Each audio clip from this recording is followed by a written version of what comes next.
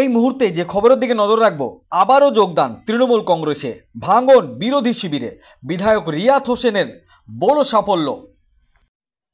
21শে জুলাইয়ের পথসভা চলাকালীন আইএসএফ ও সিপিআইএম দলের গত পঞ্চায়েত নির্বাচনের প্রতিযোগী প্রার্থী সহ প্রায় 70 জন কর্মী সমর্থক বিধায়ক রিয়াত হোসেন সরকারের হাত ধরে অঞ্চল সভাপতি ওমর শরীফ ও অঞ্চল কমিটির নেতৃত্বে তৃণমূল কংগ্রেসে যোগদান প্রায় 70 জন কর্মী সমর্থক।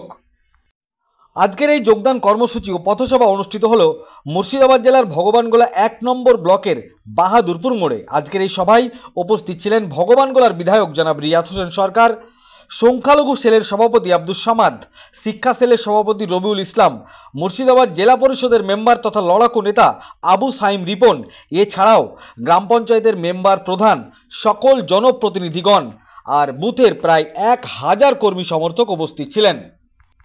অনুষ্ঠানটি খুব সুন্দরভাবে পরিচালনা করেন মোহাম্মদপুর অঞ্চলের অঞ্চল সভাপতি ওমর শরীফ। কি বলেছেন তিনারা সংবাদ মাধ্যমের সামনে শোনাবো আপনাদের। এই ভিডিওটি যারা দেখছেন চ্যানেলটি লাইক করবেন, শেয়ার করবেন আর সাবস্ক্রাইব করবেন। আই লাভ মাই ইন্ডিয়া, মেরা ভারত মহান। দেখুন, বলার আর কি আছে নতুন করে, প্রত্যেকদিনই তো দেখতে পাচ্ছেন আপনারা অন ক্যামেরা, আপনারা তো সারাক্ষণ সর্বক্ষণ সঙ্গে থাকছেন যে কোনো প্রোগ্রামে।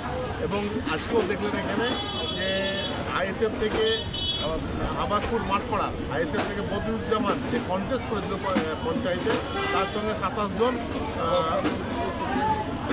তার কর্মী সমর্থক নিয়ে আজকে দলে জয়েন করলো, আমাদের দলীয় পতাকা ধরেছে। আর হচ্ছে কসবা বাহাদুরপুর বুথ থেকে আবু সুফিয়ান শেখ, তার ওই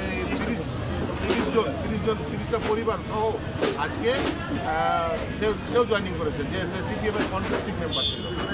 তারা কি আগামী দিনে দলের হয়ে কাজ করবে? অবশ্যই দলের হয়ে কাজ করবে, অবশ্যই সেই প্রতিশ্রুতি ওরা দিয়েছে এবং সেই প্রতিশ্রুতি অনুযায়ী ওরা করাই যাচ্ছে। দেখতে দেখতে 21শে জুলাই এগিয়ে এলো, কতটা প্রস্তুতি সভা সফল হচ্ছে আপনাদের?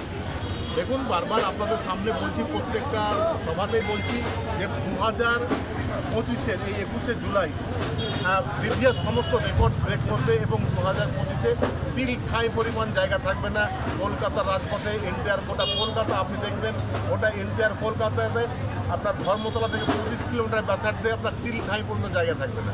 মোহাম্মদপুর অঞ্চলে বিভিন্ন জায়গায় কংগ্রেসের গামছা পরে রাস্তায় নেমেছে রাস্তা খারাপ বলে, আর একের পর এক আপনি উপহার দিলেন মোহাম্মদপুরবাসীকে, কি বলবেন এই বিষয়ে নিয়ে? দেখুন, মানুষ জানে কোনটা সত্য কোনটা মিথ্যা। গামছা অ্যাকচুয়ালি যেটা মনে হচ্ছে, ঠিক আছে, আমি কোনো দলের পক্ষ থেকে বলবো না, কিছু কিছু ধরুন পার্টির যাদের ধরুন লুপ্তপ্রায় প্রাণী, আমার মনে হয় যে তাদের নিজেদের গামছাই খুলে গেছে, ঠিক আছে, যা অবস্থা এখন গামছা খুলে ধরুন গামছা নির্মাণ করছে। বিরোধীদের গামছা পরে যেটা মোহাম্মদপুর অঞ্চল থেকে হয়েছিল, মোহাম্মদপুর অঞ্চলের গামছা পরে বিরোধীদের নামার মতো নাই, শক্তি নাই, প্রথম কথা। দ্বিতীয় হচ্ছে যে আমাদের মোহাম্মদপুর অঞ্চলে যে হারে বিগত পঞ্চায়েত এবং এই পঞ্চায়েতের 2 বছর টোটাল 7 বছরে যা কাজ হয়েছে, স্বাধীনতার পর থেকে যদি হিসাব নেওয়া যায়, স্বাধীনতার পর থেকে 7 বছরে যা কাজ হয়েছে, স্বাধীনতার আগে থেকে এই পর্যন্ত নিয়ে অত কাজ কেউ কোনোদিন সিপিএম কংগ্রেস উভয়ে মিলে করতে পারেনি। সিপিএম 34 বছর ছিল, কংগ্রেস 30 বছর ছিল আর কি ক্ষমতায়, কিন্তু ওদের বুড়াম ছাড়া অন্য কোনো রাস্তা ওরা জোগাড় করতে পারেনি।